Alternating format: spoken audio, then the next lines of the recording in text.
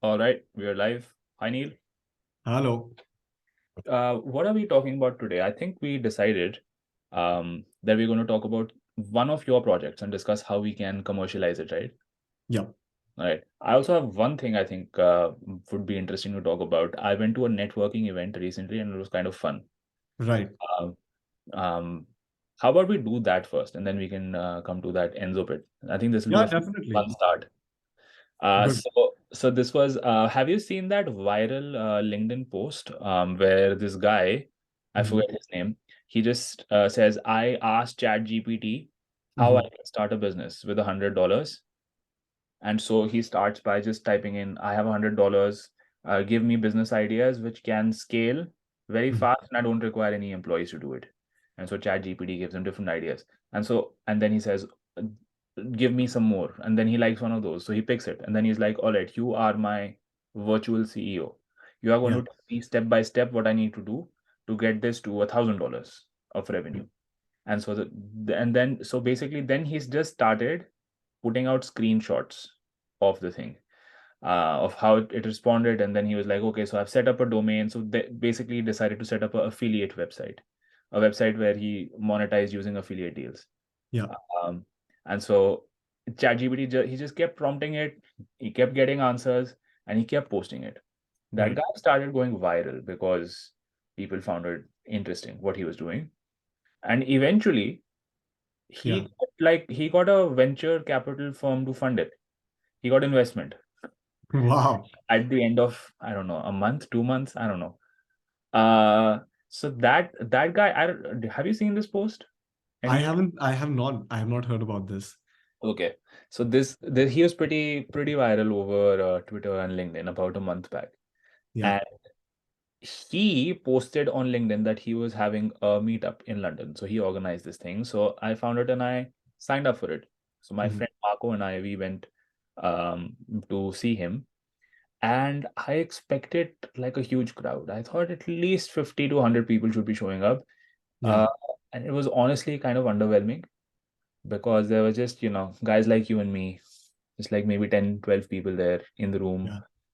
Couple of entrepreneurs who spoke at the event. It was kind of blah, to be honest. Right. Uh, and if you have seen, did you see in the news that Sam Altman was there in India? Oh, And really? yeah, he did a conference in India, and um, there was basically people on Twitter started making fun of all of these Indian entrepreneurs who were giving him really softball questions. Like, I think the founder of Cred asked him, "How do you feel about humans?" And people couldn't stop. Like, they were like, "What the hell? Right. What are these questions?" Yeah. It was just like a massive group of people just trying to suck up to each other, It's a suck cult. up and suck up to Sam Altman, Yes. and asking really, really silly questions. Right. And that was kind of the vibe I got at this networking event that I went to, or Right. this meetup where, it was three entrepreneurs. They had a panel and they spoke about their experiences. And then everybody just asked like really silly questions. At least I felt they were silly. Yeah. And it was just a snooze fest. Like, and the Yeah. and I think that guy who planned the event, the guy who went viral, hmm he he triggered me a little bit. So I had a chip on my shoulder right at the start because I was talking to this other founder who was Right. about to speak before the thing started. So everybody was, hanging out at the bar. And then he comes in to the group, like there's three of us standing around in a circle. He just swoops in, ignores the two of us as if we are, peasants, just shake Uh-huh. hands with the founder, talks to Yes. him for a couple of minutes, and then leaves. I was like, Right. and so I was like, you think you're too good to talk to us? Yes. I am so not going to enjoy your event now. That was my silent protest. Um, but yeah, that network that just I just don't like networking events. I hardly go to them, and I guess yeah, this wasn't a I great one either. It's the same. It's been the same with me as well. Like you kind of lose your faith on humanity when you networking events and what they love to call workshops. Yeah. And workshops for what, and what do they teach? Nothing. And it's been like hilarious. You know what, I'll actually share this one time that I did go to a networking event, um which was like a breath of fresh air, because not because of the event itself. The event was like in a fancy hotel in Edinburgh, Mm. and it was on just manufacturing and product design, like. And I met a really like good bunch of people who were graduates, because Yeah. we're all like, like just trying to suck up to people again, like a lot of people who are trying to get like employment, Mm-hmm. then a lot of people who are just trying to talk about whatever they have, and just like people in the industry who Mm. kind of don't want to talk to you, but also don't have anything to do at that night, that Yeah. evening, so they might as well. Yeah. And I remember there was this lady who came in, and she was hunched, and she was scanning the room. She felt awkward from the like from the get-go, but not afraid of being awkward. Like she was weird, but she was owning it. And she was walking around, at which point I saw her and she was with her coat. And I was, and this is like, when you're like a rookie in like a networking event, you don't care. Like you will talk to anybody else and you will like be the first to approach them, which is when I told her like, hey, I can take your coat to the coat hanger if you'd like, or I can guide you through the coat hanger. And we just got to chat and stuff like that. And I lost track of her maybe within like the 2 hours that I spent there. In the end is when I found her, and she made everybody else uncomfortable, because she kind of talked about the things that people didn't want to talk about, Mm-hmm. where um, she was talking about racism. She was from Nigeria, so she was talking about racism. She was talking about sexism. She was talking about just the difference of food and food items here versus like in the UK versus like the third world countries and stuff like that. And it made everybody like super uncomfortable, because this was like, like how networking events are supposed to be. You're not supposed to bring up these conversations in the little tiniest of hint that it will either create like a personal spark or will offend anyone. So you Yeah. want to be as impersonal as possible and keep it to just the work. And I found it really amusing. And she stayed, even though nobody was talking to her, she went from group to group and tried to meddle in. And whereas it didn't happen for her. And at the end, when everybody left and I had nothing to do, she had nothing to do, and we both came together, and I asked her like what is she does, and it completely blew my mind what she does. So What was it? she grows native African fruits and vegetables in Scotland, so in a farm near Edinburgh. Mm-hmm. And she grows them in this greenhouse situation where Mm. it's temperature controlled and it's quality controlled, the soil is controlled, water is controlled. Yeah. But to think that you can grow maybe like an avocado, I mean, I'm giving an example because I don't know because she had like really specific to African culture and cuisine, like vegetables that are not found to Yeah. that tropical environment, that are not found here. But let's just go with like South American avocado Yeah. being grown in the soil of Edinburgh, Mm-hmm. where it's virtually like not possible. Yeah. And growing it to a probability where it tastes as good as it would in a tropical environment. Yeah. So the whole sell of her company is that she can grow these products, like even aubergine, that will taste much better than the ones found in the supermarket, and do not have to be carried all the way from other countries and shipped over to the UK. Mm-hmm. Because I believe UK, it it imports a lot of its food products. Yeah, of course. It's a tiny island. Doesn't grow much of food anyway. Exactly. And Yeah. so I was blown about the fact that she was a kind of a pioneer in what she's doing. She's Mm. doing it successfully. She's scaling it successfully. Um, she she was the most knowledgeable person and the most ready to share her knowledge Mm. and share genuinely excited about what is she doing Yeah. in the industry, but nobody was talking to her. Yeah. Nobody was. I like how you set up the story as, oh, there's this Nigerian hunchback lady, kind of weird, Yes. kind of weird. Yeah. I talked to her. Yeah.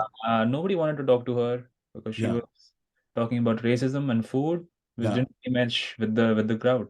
Exactly. And in the end, she has a bachelor's in food science, master's in food science, a doctorate, Yeah. and is a company and is working successfully, is helping Scottish farmers to Yeah. find and generate new revenues and new revenue streams and Yeah. diversify their product market as well. Yeah. Amazing. See, that's the thing. I love meeting weirdos.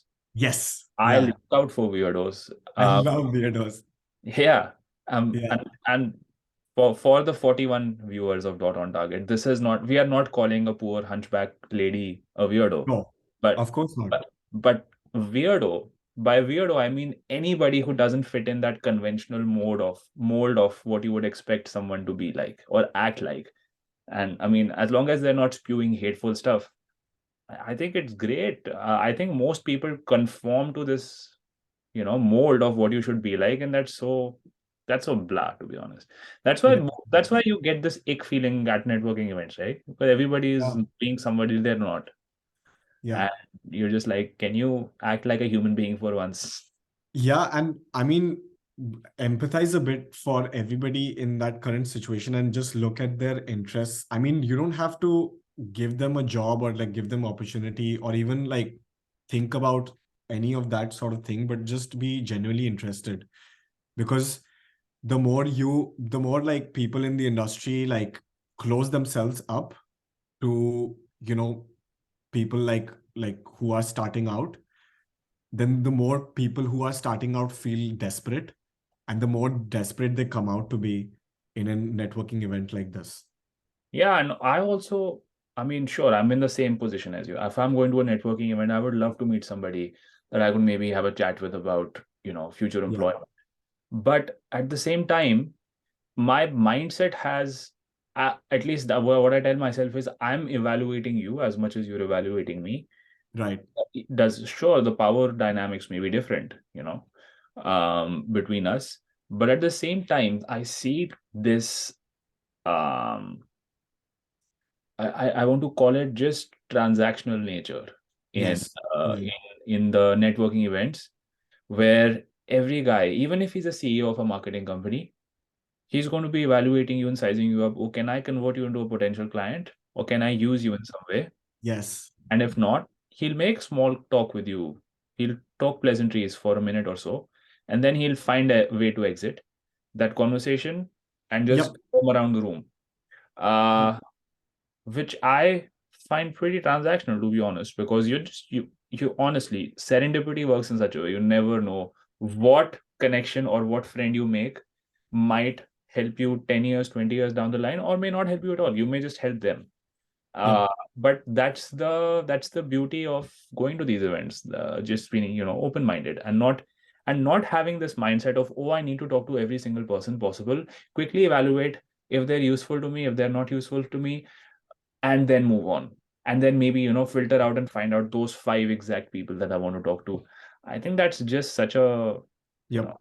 transactional thing to talk to people about. People smell that Yeah. from miles away. It's And definitely I'm to get I'm you. guilty of that as well. I've done that before. Like I have assessed the room, figured out who to talk to, and Yeah. gone to each one of them and see, that has happened. And that is what we're taught as well. For sure, that's what everybody's taught. Exactly. And if you and I mean, it's not an absolute stance that I have. There are Mm. levels to it. If you are somebody who's looking for a job and you know that those five people in the room are the best shot you might have, at having a conversation for their companies, Yep. then of course you're going to make a beeline for them and find a way to talk to them, right? But I'm just saying, apart from that, there what I notice at a lot of networking events is that people just go there to fill up their LinkedIn connections, the, Right. or to swap numbers. There is Yes. real intention behind it. Yep. There is just this feeling of, oh, I need to inflate my ego in a particular way. Right. But if you're intentional about your networking, if you say, okay, I want to, I want to make friends with 100 product designers so that, Hmm. I can talk to them over the next year, 2 years, swap stories of working in the industry, and maybe, we can help each other in the future. I mean, you're intentional about the network you want to build, but at the same time, you're not being transactional. If you see someone who's hunchbacked, like mid 40s, Nigerian, talks about food, you're not going to dismiss them out of hand. Yep. That's my Because point. they're not useful to you. Yeah.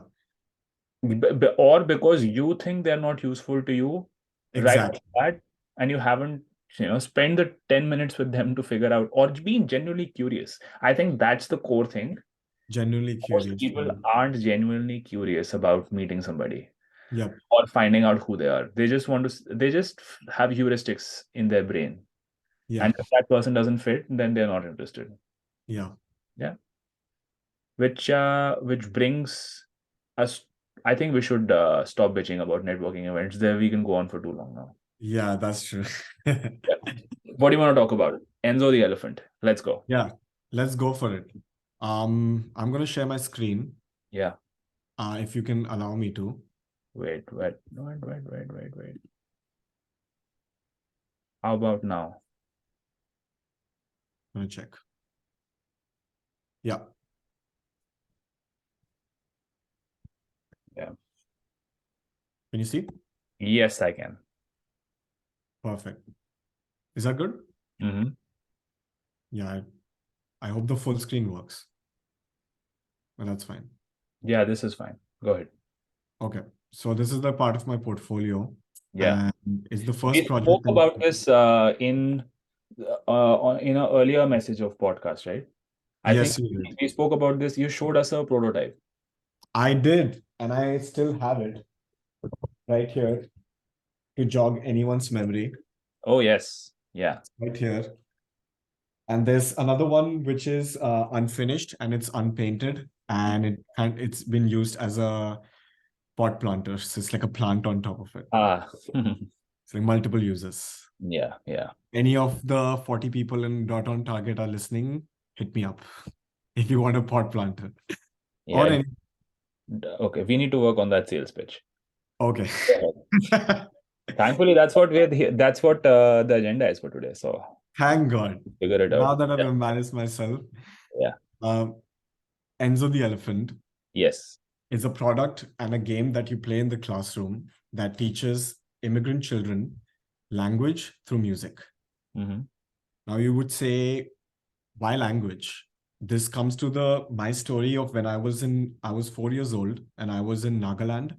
It's a province in India for the people who do not know. And it's completely different from the majority of India where it has its own unique culture, own unique language. And Hmm. I was thrown into the kindergarten and also primary school there, not knowing how to speak, not knowing how to talk or how to communicate. And I remember going to school crying almost every day for like 6 months. Yeah. And the only thing that helped me was that because I was so young, I picked up the language really quickly. So I want to help immigrant children of any age and any sort of background to come in to a new country, such as the UK or India or what have you. And if they're struggling with communicating with people, they can have this opportunity in the classroom to learn basics of words and communication quickly so that they can get on their feet and start communicating and start talking as quickly as possible so that they don't feel alone. Hmm. How do you teach a language quickly? You can do this by music because music is processed very similarly in our brains because it is the same kind of feedback inside your brain as language does. Mm-hmm. So if you're good in understanding music, then you also are going to be good in understanding language and vice versa. Yeah. Good example of this is watch an interview by Jackie Chan, any interview about how he talks about how he learned English. Yeah. And he will tell you the first thing is that he learned cowboy songs, like country songs, American songs that are slow and they enunciate quite a bit, Mm. which is how you use music to enunciate. And he famously, I think, he talked about Elvis Presley songs. So he goes, "Wise men say," and Mm. then he knew exactly what wise men and then say meant. Yeah. So this is what the concept is around. Mm-hmm. How do you use that in a classroom? Mm-hmm. This product is consisting of two elements. It's the speaker system, which is Enzo itself. Are And are you scrolling down or are you on the first page? I am scrolling down. Okay, I just see the first page.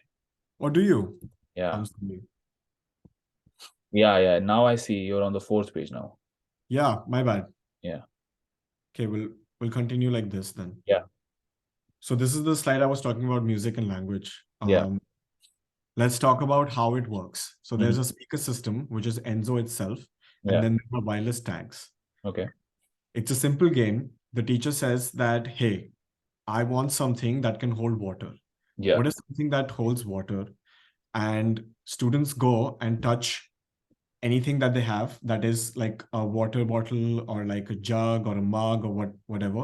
And Mm-hmm. they go and touch these tags that are placed by the teacher Mm-hmm. beforehand on these objects. Mm-hmm. As they start touching, Enzo creates this melody, and it's a unique melody Mm-hmm. that it generates on its own that is supposed to emulate a nursery rhyme. Okay. Now, that nursery rhyme, because as the teacher is talking about water, that nursery rhyme, the children will correlate in their minds to the theme of water. Mm-hmm. Whenever they hear that music, is when they will know exactly what that teacher is supposed to mean. Yeah. She's talking about water. Mm-hmm. Each of the children individually will then come and go to Enzo and whisper or speak their answer in Enzo's ear. So Mm. it's kind of reinforcing the idea of what it is that the teacher is talking about. Yeah. Could be something that teacher has set up that, oh, I want each child to say water when it comes to Enzo. So they will all come and they will speak water, water, water, water. And which is when the melody and the word gets correlated. And that's Okay. the end of the lesson. And it's repeatable. So okay, it would be like the teacher would say what holds water, and Mhm. then a student might go to a jar Yeah. and touch it, and Mhm. then that jar would also have a tag attached to it, and Yep. that would generate the melody, Yep. and that would emanate from Enzo. And Yes. then the student goes back to Enzo and says the word what water and or jar and then touches the elephant so that the music stops. Is that the Yes. loop? That is the loop. Okay. Uh, okay. And so this way, hopefully they learn different words around water. So they may touch a jar, they may touch a bucket, they may touch Exactly. like a pool of water or a glass of water, and then they say glass or bucket or mug, and then they press it. That's how it works. Yes. And so how does the teacher then understand that they have said the right word to Enzo? Because Enzo has a speaker inside, a microphone inside it. Mm. And what teacher has done is that they have set the theme for Enzo to recognize before the lesson itself. So Enzo will give the correct response when the person talks, like when the kid speaks into their ear and says the right word. Oh, so it's not that the music stops by itself. It stops when you say the right word. Yes. Oh, I see. Okay. All right. Yep. And Okay. then it's repeatable and you can repeat it for other themes and also other objects and stuff like that. Got it. All right. Yeah, continue.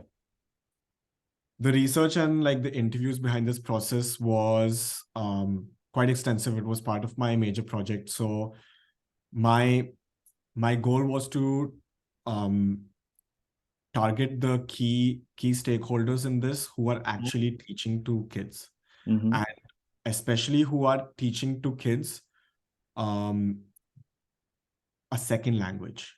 Mm-hmm. So apart from like their first language.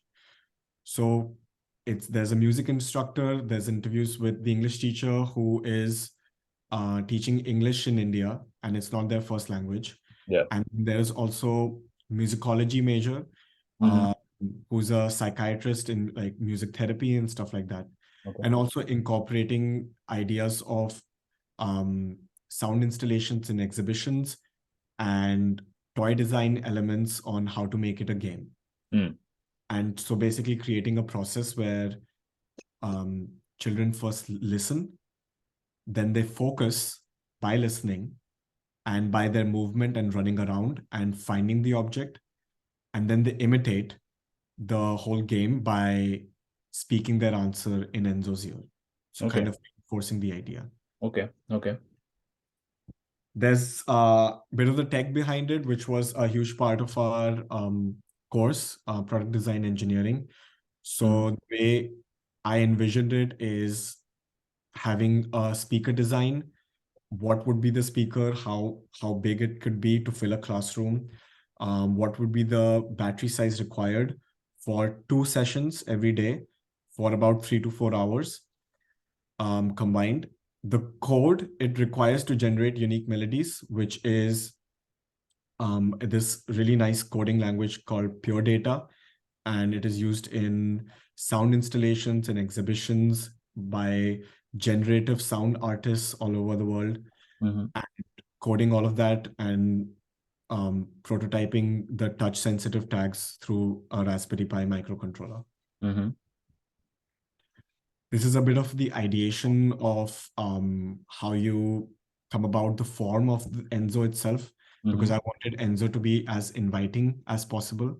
Yeah. Um, One of the things that I learned from the English teacher, that when you're teaching kids of about 3 to 4 years old, characterization and personalization is really important. You need to have a character, and that character needs to tell a story. Mm. Which is why I chose Enzo as an elephant, because elephants have a great memory and they have a great sense of communication. Mm. Um, Enzo itself was actually created through laser cutting MDF boards Mm-hmm. and sort of sliding them together. So the Mm-hmm. speaker itself would not need any tooling, any nailing, or any glue, Mm-hmm. and it can be just DIY'd in the classroom itself by the kids themselves. And Okay. Got 100% it. repairable because it is made of MDF wood. So you can actually have the plans, and you can give it to your local laser cutter and then have them replaced if any of the panels get damaged. Okay. And also sustainable because it is made out of wood. Okay. Here's a few shots. This one last shot is the fact that it can be flat packed. So it comes in this sort of like packaging and branding. The Yeah. branding was actually done by my girlfriend, who's a graphic designer. Mm-hmm. And just to show like how easy it would be for somebody to get this package, make it, pick it apart, build it, and then run with it. Yeah. Yeah, that's the end of it. Okay. Yeah, that looks very pretty. That looks very impressive, to be honest. Great job on Thank you. developing this. That's good to hear. I've been very, very impressed with the Enzo ever since you once first spoke about it. Right. So tell me, what Thank do you. you want to discuss today with the regards to the commercialization? You just said that you wanted to discuss how like the go-to market for this, right? Yes. And one of the things is that as somebody who's not in sales or marketing, I can only assume, and this is coming as somebody who is really a noob when it comes to like how to market things. you assume a lot of things. Like I can assume the fact that it will be in classrooms, so I can have partnerships with schools, or I can sell it to maybe a toy company that builds it and develops it and then they sell it. So as a IP idea where they give me royalties for the IP that I have created. Mm-hmm. And those are my main two business models that I envision that would help me get it to market. But again, these are all assumptions. So where do you start as a salesperson, as a marketing person, and what do you look at to validate those ideas that you have? Okay. Let's look at it in a couple of different directions. So more than just the go-to market, I also see a couple of other things here. So what I will do is I'll send you a thing called the business model canvas, which helps you Yep. just think of everything that you might want to think about in terms of a business model. Yeah. It helps you think about pricing. It helps you think about IP, your go-to market, your operations, your regulatory aspects, right? Right. So let's just go through a couple of those questions right now together. Right. So firstly, at what stage of development is Enzo the Elephant? Do you have a working prototype? No, not yet. And so what is the progress on that? When do you expect to be able to have that? That would be 2 months if I had to start now. And so is it just you who's working on this full time? You have Yeah. people. And so if you got 2 months to work peacefully on Enzo, you believe you could get to a working prototype, Yes. if it would have all of the features that you spoke about. Yes. But I might have to change a few features depending on the technology because I don't think I will be able to come up and buy the wireless tags because they cost a lot of money to prototype. Mm-hmm. So I might have to change the features of and the working of Enzo itself to make it more cheap for me to prototype, but also cheap for the market itself. Okay, got it. So that's a prototype thing. So Yeah, the prototype doesn't have to be, having everything as long as it explains the concept. right, So as it doesn't have to be that you press a tag and then you get that thing. It could be something else that's cheaper, and then you can iterate on those things. I get that. Do you have a sense of how costly it will be to A, build a prototype, and B, once you have scale, let's say you start making 500 units, 100 units. How will you do that? Will there be somebody you outsource it to? Who will that be? And what would the costing around that be? right. I again don't know anything about that. At this point, I would Mhm. say this is the point you take out your pen and paper and start noting down these questions. These are questions that you should have an answer to. Right. So what was it again?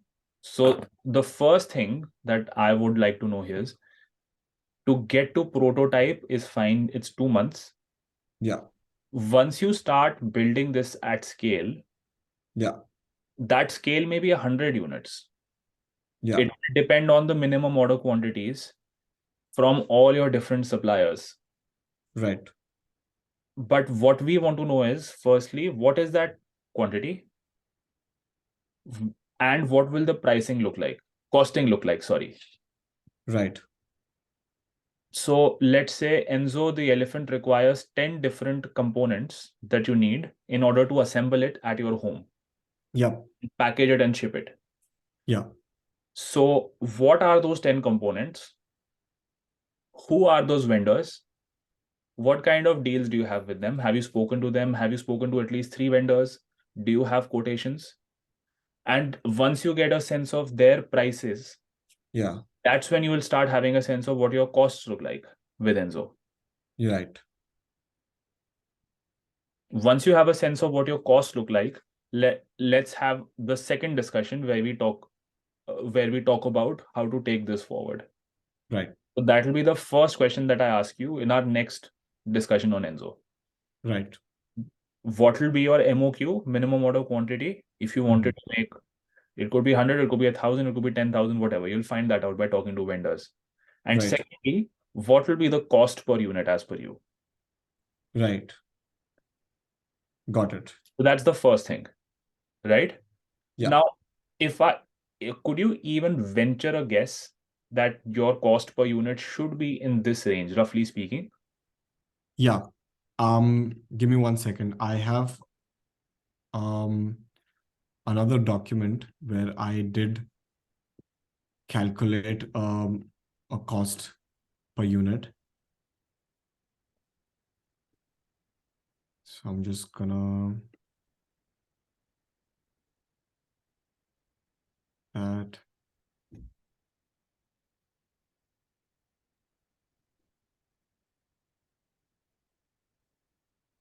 Right. The total cost of manufacture for one Enzo unit is about 120 pounds. So, and what level of so let's say plus minus what 50%? The cost might go up.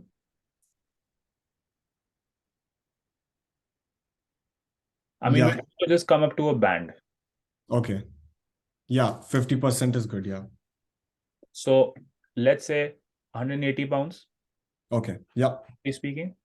That's Yes. your cost. Yeah. Uh, what I think you said there are no similar solutions in the market, or are there? No, nothing as such. Do you have any idea how you might want to price this product? No, haven't thought about it. Okay. But sorry. Go ahead. No, no, go ahead. Yeah. No, nothing about pricing, honestly. No. I'm sorry. Am I being like because I think this this tells me like how much we're not about taught about business because our course is majorly about just coming up with the product itself. No, no, that's fine. Yeah. That's absolutely fine because these are just a couple of things that you will get used to as you sort of begin commercializing. Yeah. Um, Definitely. so, everybody starts somewhere, and that's why we're doing this. Um, Perfect. okay. What I would say is the second thing is we'll figure out the go-to market, we'll figure out who's your customer, we'll figure out everything. But the thing that most people don't think about to start off with is firstly, what is the cost to make this product? So we Hmm. know that cost is somewhere between 120, 180 pounds. So we Yeah. know that the price has to be higher than that to make a reasonable amount. And you Yes. want a substantial margin so that you're able to cover your unintended costs, your regulatory cost, your cost of operating your business. You also want to make money out of it, right? Yeah. Uh, what I would say is you should now the second thing you should do is do a little bit of research in this market. Right. Your intended customers, who might they be? We're basically trying to reach little children, right? Between Yeah. the ages of what, 3 to 7? Yeah. Is that roughly the target? It was 4 to 12. Okay, so children between the ages of 4 to 12. Now, Yeah. these children aren't going to buy stuff themselves. It's either Okay. going to be their parents or their schools, or like daycare centers. Yeah. That's where these kids hang out the most, right? Yeah. Any third customer that you might think of? Classrooms, community centers. So that's schools. You covered that. Sorry. Schools. Daycare centers, their parents. So like if they want to buy toys for their kids, Yeah. uh, And community centers com- that, community centers. All right. Um, and so these are your direct customers. And then you might also be able to, let's say, have deals or partnerships with, like retail stores. yeah. But that's probably going to be something that happens a bit later once they see that your product sells. Yeah. Right. So let's just table that to the side. So you have these three types of intended customers. What you can now do is do a bit of research into similar toys that these parents buy and what are the price points. Hmm. So now you're making something for, let's say, 180 pounds. We're taking the upper bound. The Yeah. idea is to bring it down over time with manufacturing. Yeah. You definitely need to be selling it for more. So let's say Yes. you're looking at a price point of 300, 400, 500 pounds. I have no idea what that price might look like, right? It depends on how much they're willing to accept it. Right.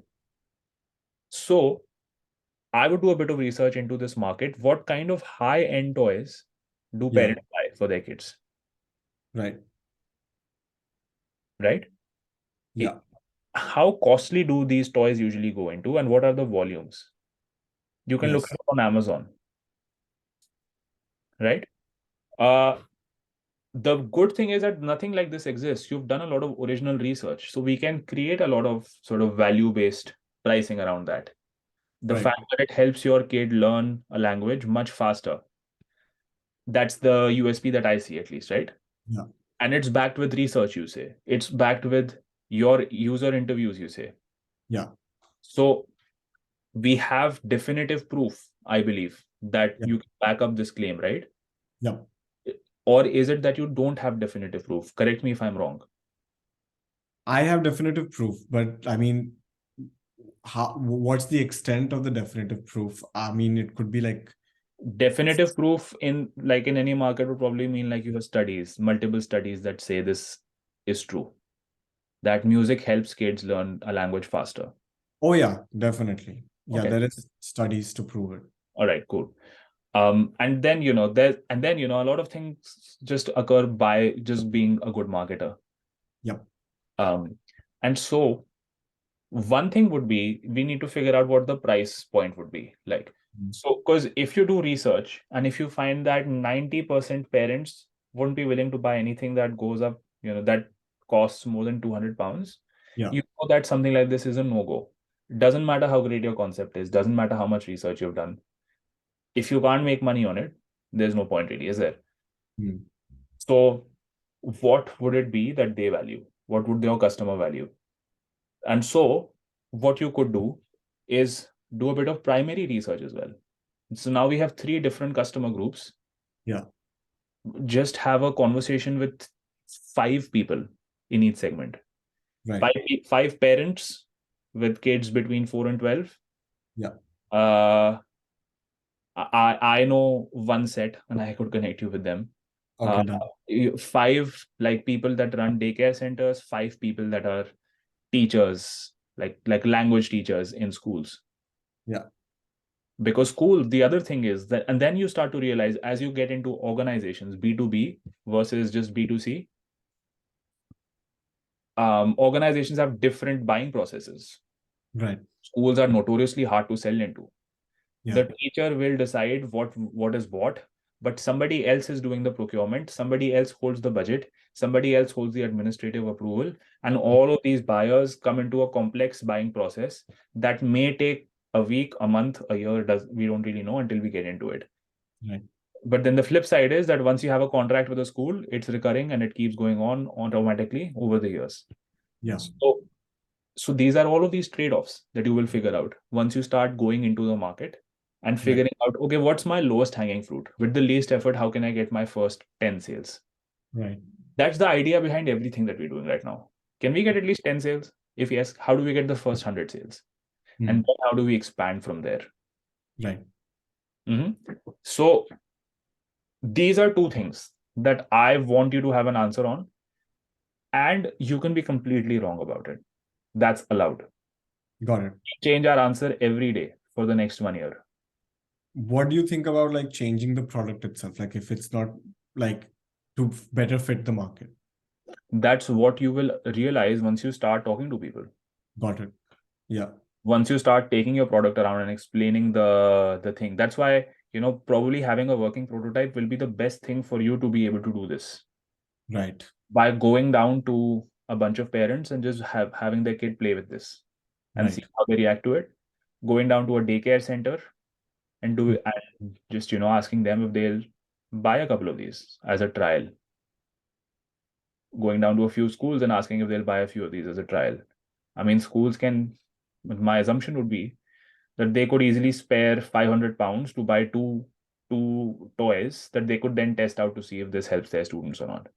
That Right. helps to at least, pay off the costs, if nothing else. And it helps you get that valuable feedback Yeah. from these schools. right? Yeah. So these are a couple of, what are we doing here? We're trying to get data around costs, around price. Price. To get that, we are running a couple of tests Yes. by going into the market, Right. right? So let it take 2 months, let it take 3 months, Yeah. but let's get that data first. Right. Got it. So that's one, that's two. The third thing is, what IP are we generating around this product? Mm.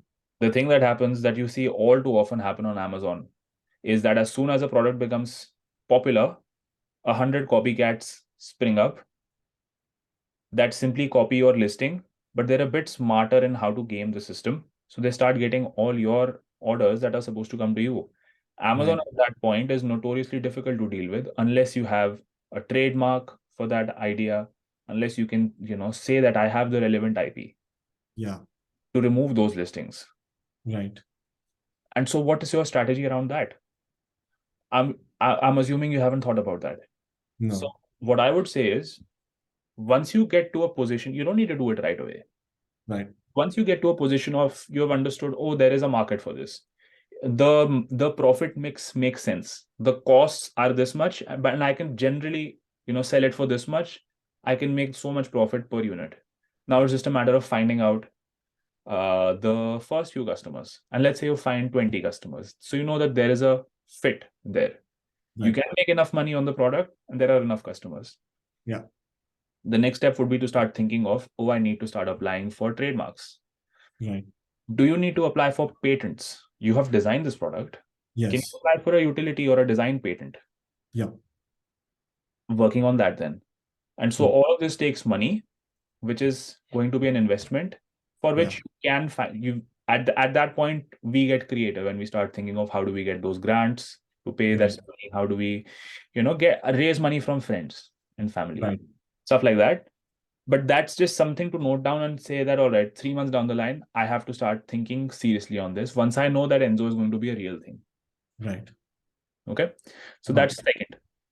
That's the second thing that you and I will discuss in our next discussion. After that. Right. After the commercials, the pricing and the costing. Right. The third thing, now we get into go to market side of things. Mm-hmm. So we discussed this a bit. Who is my customer? We decided there are three different segments. And by the way, once you start researching more, going into the market, you might realize, oh, there's a fourth segment we haven't thought about. So Mm. keep your mind open. Or within these types of segments, you might realize there are particular niches that are even more lucrative. So Mm. rather than saying all parents with kids between 4 and 12, you might say parents with kids between 4 and 12 that are immigrants, Mm. or immigrant parents whose children go to government schools Mm. and can't afford a greater tuition, a greater quality of tuition. So they feel like if they were to augment that by having a toy for, let's say, 300 pounds, that helps their kid, that's way better. That's like a good substitute to have Right. at home. I'm just making stuff up. Yeah. So you could go narrower in your understanding of the customer, or you could go a bit wider or think of a new segment altogether. But the idea of this exercise is to have a tightly defined segment. Who is my market? Yeah. And that might take you time. That might take you, a year. But that's where we want to end up at, understanding the customer. So that's why we are going to be talking to a lot of people now and Right. showing them the product, seeing how it feels with them, and what kind of reaction do they get out of it. Got it. Yeah. So, who is your ideal customer? That's the first thing we want to be answering. Yeah. What do they look like? So we should be able to say parents, kids aged so and so, they have this, and and just list maybe one or two other things that detail them. So Right. immigrant parents, kids working like this, they are in high stress jobs, both parents working, something along those lines that defines them accurately, rather than just being parents with kids between 4 and 12, which literally describes half the parents in. Right. So that's one. That's second thing. And then we would come down to what channels do you want to use for marketing Mm-hmm. and sales. That's the most important. So you talked about, I want to have partnerships, I want to have like a retail store that just hosts my product, or sell them directly to schools and have those contracts. So that's fine. These are all hypotheses that we will test. to see which one is lucrative. Another could be just selling direct to consumer, just having a website and getting organic traffic, running a few ads, and trying to see how you can get people to buy from your website, right? For that, we have to learn how to market it online, how to create content that gets traffic, how to create, YouTube videos or shorts that drive traffic to products like this. Right. And so that would entail a whole new learning of marketing for you, or maybe getting a friend who knows that Yeah. can help you with that, right? Direct to consumer, for these kind of products, direct to consumer is the one thing that most people tend to gravitate towards because it's easiest to get started with. Anybody can do it. You just have to learn it. There's a bit of a learning curve, but then anybody can do it. And Right. organic traffic, like I know that stuff like this kills on TikTok.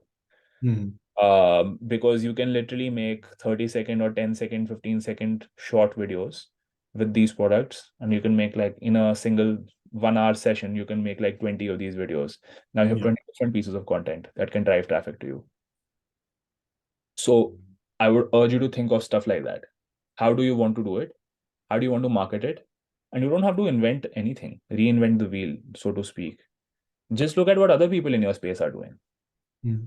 How are people marketing? Just look at the 5 best direct to consumer toy brands and how do they market it, Right. and just do that, right? Yeah. So you'll get an idea of what channels they use to market. So this will be your next research. What Yeah. channels do they use to market? How do they market it? What kind of copy do they use in their advertisements? What kind of content do they put out? Right. What are the revenues? The good thing about the UK is that you have Companies House. So you can just go on Companies House and check every company's financials and revenue data. And you can Right. see actually how good a company is doing. Have you heard of Companies House? No. Okay. Company. There's this website called Companies House. It's run by the UK government, where every company beyond a certain limit in revenue has to give their financial data. And it's public for everybody to see. So in almost all countries, it's only the public companies that have to do this. But here, even the It- private companies have to do this. So you can completely understand a company's working, their costs, their marketing spend, etc., etc. So you get a high level understanding of these companies as well. So Right. now, what you will be getting is you'll be getting a complete understanding of your competitors. So, what are the top 5 D2C toy brands Yeah. in Europe, and how do they market? What are their financials? Right? Yeah. Because another way to look at it would be you build this brand up well. In the next 1, 2, 3, 4 years, you might have an exit opportunity, and these companies might be the ones who are ready to buy. Right. Right? So, having a good industry overview is something that any entrepreneur should have regarding which industry they're getting into. They should know the industry well, Right. in a sense, right? So that you know how the trends are shaping up and how things are working out in that area. Now, this is not a compulsory thing that you must do right away. It's a nice to have, but it helps you form those, be clearer in your head how you want to go ahead, Right. right? Um, and so those are the 3 or 4 questions that you have to now think about Right. before the next discussion on this. Got it. Yeah. And I feel like once you have answers to, because this is not going to be like a single answer, you'll have to talk to a lot of people, you have to research a lot to get to this answer. Yeah. But I feel doing this rather than spending a lot of initial upfront time on developing a product is going to be much better ROI on your time. Right. You've already developed a product. You just need like a quick prototype. So I would encourage you to think, how can I develop a prototype with minimal effort and minimal money? Right. Doesn't have to be the sexiest, but it just has to work Right. with, and you can test it out with a couple of kids. Right. Once you do that, and once you start validating this idea by just by talking to people, you do that over the next 1 to 2 months, I guarantee you'll get way farther ahead than you have in the last couple of months. or Right. you would have if you were to just work on your product. Yeah. Yeah. Then the product ideas will start coming in once you have taken this feedback in from the market. Got it. Definitely. Yeah. Yeah. And this is basically all of this is basically filling up the business model canvas, isn't it? Yeah. All of this is. So what's your IP? What are your ops going to be looking like? So now another thing that that we should be discussing in the next one is, okay, assuming everything works out, you have a great price point that people are ready to accept. Your costing is decent, so you understand you have great margins. Um, you understand the go-to market as well. So you think, let's say, hypothetically, you are going to promote it on TikTok and get that traffic over to your e-commerce website where people buy stuff, right? Let's say you get one order a day, every single day for the first 6 months, Mm. right? That's 180 orders of Enzo the Elephant. How Right. do you fulfill those orders? Right. What are the operational side of things? How do you get that material sent over to you? Is it that you are doing an assembling, or is it that you have a distribution facility, Right. have a co-packer who does everything end to end? Mm. Because that also becomes an added cost. Yeah. And so how are you going to do that? Right. Uh, on the regulatory side of things, that's another question for you to answer and write down. On the regulatory side of things, let's assume everything works out. You've figured out the operations, you've figured out the channels, you've figured out the go-to marketing, your strategy for sales, you figured out the IP. Mm. The next thing is, though, do you need to have incorporated a company in the UK, or can Right. you do it as Neil, as an Right. individual? And if you can do it as an individual, what's the implication for your visa situation here? I mean, Yeah. if you do it as a company, then what's that? How does that involve any Right. jobs you might look for? How does that implicate your visa in the upcoming 1 year? Right. And so that's when probably your personal life and your business life start getting entangled, Right. right? And I would say before doing any research, just answer that one question first. The If you visa. were to, if everything works out with Enzo or any other business idea for that matter, what does that look like for you in terms of your visa situation? Right. You need to start a company or not? If you start a company, how does that change your visa situation? If you don't, how does that change your visa situation? Can you continue working on Enzo without a visa, without a special visa for that, Yeah. or without starting a company? If you were to say get a job in the next few months, because I know you're looking for jobs, Yeah. can you continue working on an entrepreneurial project, Right. technically speaking, under your work visa conditions, or can you not? Uh, Right. if you wanted to switch over at some point to a different visa, what would that process look like? So basically, just ensure that you're starting off on a good firm ground, Right. which might take you like 5 days of research or talking to somebody who knows about this. You could just contact a university's visa department about this, international student assistance department about this. Have a meeting with them and figure this out, and that's when you start working out the rest of the details, like I talked to you about. Yeah. Yeah, that's it. That's that's all that I would say that you need to do between now and the next time we discuss this. Perfect. Okay. Yeah, that gives me a good overview of what it is to actually look for. But yeah, that makes sense. Yeah, and so whenever you feel next that you're ready, let's do another one of these calls and we'll discuss it. Okay. Yeah, Perfect. yeah. But the idea sounds very exciting. Okay, that's good to know. But yeah, it's it's a lot more work than before it like actually is a product. Definitely. Yeah. That's why most people don't become entrepreneurs, because they realize, oh, I just like doing this one part. I just like designing products, or I just like doing sales. But it's tough to integrate everything together. Everything together. Yeah. Yeah. But that's also, once you get into it, that's also the fun part. Right. You get to do so many things. Yes, Yeah. definitely. It takes like a wide range of like skills. Yeah, for sure. Which Yeah. I wasn't like appreciative of, I think, before, because when you think of like the term business, it's just like a very abstract thing in most people's minds, Yeah. especially mine. I would say, like, I do not know what business means, or like what management means, or what sales means. But yeah, so Hmm. interesting when you come around to it and then figure it out. Yeah.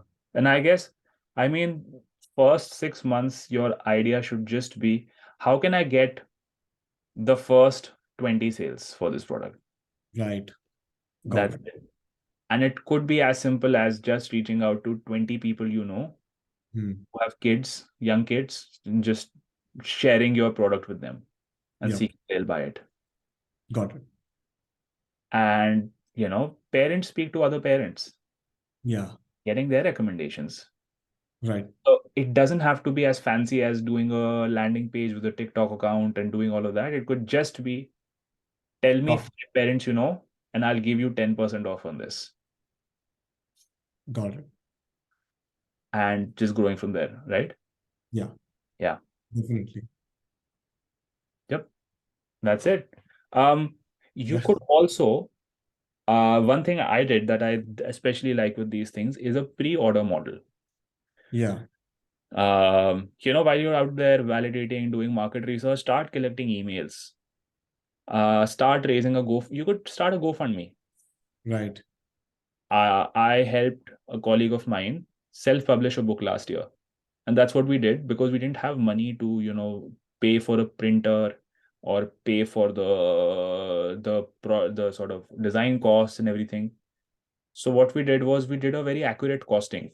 So we went and spoke to 5 or 6 printers.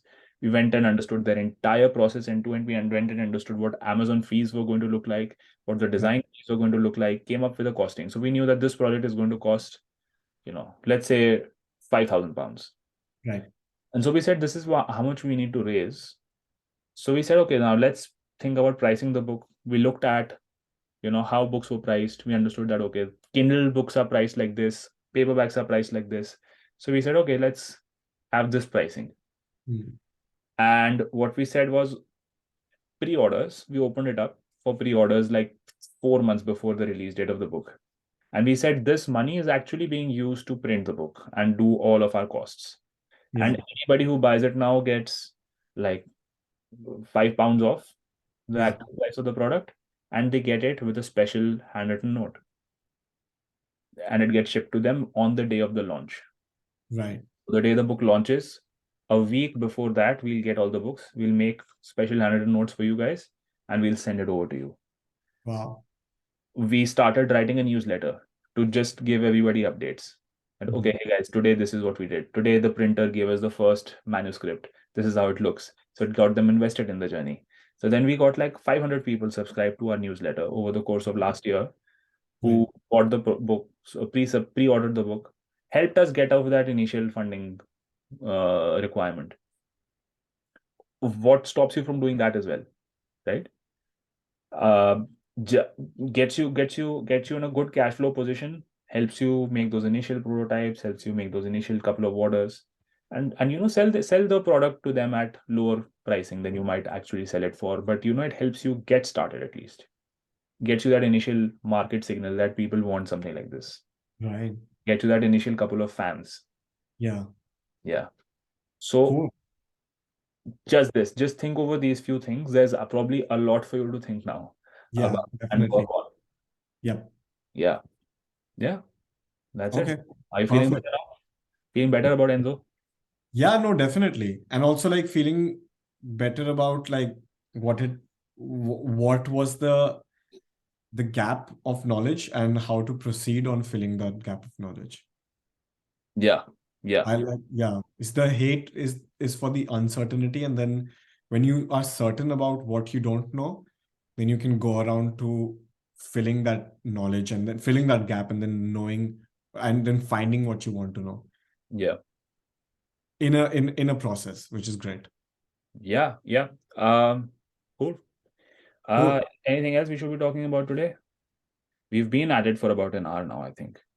Yeah, I mean, we always say that like we should cut it short, but it always goes like for like up to like a long time. But I'm okay if you're unless you have something to say. I will say this was that I really liked your LinkedIn post about compartmentalizing your time for Yeah, worry. You like 1 or 2 hours, like 1 hour like in the day, which yeah, I found like I think I'm gonna try to do it today and let yeah. you know how that goes. Dude, I mean, I know we spoke about that, the anxiety around job search and looking for things that comes up on everyone, Yep. me also, but that's something that helps me tremendously. Yeah. Uh, because like we were talking about, I've been having a tough time myself in my personal life last couple of months, Yeah. and I realized that it is so important to feed your mind the right kind of stuff. Mm. Otherwise, your day goes for a toss. Your week Yes. go for a toss. Yep. Uh, like for instance, for me, if I watch like a scary movie right before bed, Yeah. I have a bad sleep. And Yes. it's not that I'm scared or I'll have a nightmare. It's just that watching something that's not good, not pleasant, Yep. just screws with my sleep. And I wake up the next day feeling a bit off. Yeah. Or if I watch something that's triggering for me personally, uh yeah, it just the next and that happened to me this week. I think I spent a full day feeling like crap. And I figured out that I need to be feeding my mind the right kind of stuff. Mm. And so having worry time every day actually helps me quite a lot. Yes. And one thing that you could also maybe think about is journaling. Have you Yeah. tried? No, I always think of doing it and then I haven't done it yet. No, it helps me so much. Yeah. So I've actually gotten Nachiketa, our common friend, onto journaling as well, Right. uh, because he suffers from a similar issue. He's like, I want to do so many things, but he Mm. suffers from this paralysis of analysis where he'll be like, I just keep planning, planning, planning, planning, planning, and I don't actually get to doing it, and then I feel anxious about it. Right. Uh, and just for him, I got him. I just pushed him to do journaling a little bit over the last month, Mm. and he says it's helped him a lot. It helps me a lot. I journal almost every day. So Right. uh, because the anxiety these days is so high with what's happening personally, that if I don't journal, I just feel like there's something inside that just keeps eating away. But Yeah. as soon as I journal, it feels like there was an outlet. Like this podcast is an outlet, to be honest, to be talking to each other so frankly, right? That's why I love doing it. Um, so similar to that, having an outlet Yeah. that is not dependent on another person. Yes. So you don't. I mean, your girlfriend isn't always going to be there, right? She's going to Oh have no. things to do, Yeah. and it's not necessary that when you need that outlet, that anybody is around you. So having Yes. a journaling habit really helps. Yeah, definitely. And yeah, just know the benefits of journaling. Definitely it would help. Especially especially because what happens is like these days, like I wake up and then my mind has started moving at like 100, thinking about the future, like 24/7. And then just like it doesn't end till it's night and you're like kind of given up on the day. Yeah. But yeah. No, I had the exact conversation with a friend of mine, and it's funny how everybody's brain works, because he said the exact thing. He said that my mind just goes at 100 miles an hour, and I can't and I wish it would stop. It's so Yes. tough for me to. He's like, I'm laying in bed and I'm thinking about this idea that I had, and I'm by the end of that hour, I've just devised a complete business model and case for it. Right. But I was supposed to go to sleep. Right. Yeah. And he's like, I'm looking at you, but I'm actually looking at that plant behind you, and I'm looking at how that leaf is so perfectly straight. Yeah. It's like I'm thinking of three things simultaneously. Yeah. Right. Whereas I am the exact opposite. I can not think of anything At for a all. while Right. if I don't apply myself. So I Right. have to I had to teach myself to think in a way over the last couple of years. Right. Uh, but yeah, man, try journaling. Just get Right. a Yeah, plain piece of definitely. paper and start writing down how you're feeling. Yeah, Get in touch with that inner child. got it. It's yeah, it's something more men should be doing, to be honest. More men and women, more people should be. Definitely. Yeah. I mean, men more, Yeah, probably, but yeah, everybody should do it. yeah. I think we should do a rebrand. Let's make it manly to journal, to be in touch with your emotions. Yeah, exactly. That's true. Yeah, yeah. All right. Yeah. Should we call it a day here then? Yeah, let's call it a day and then we'll see how it goes. I'm going to stop recording now. All right.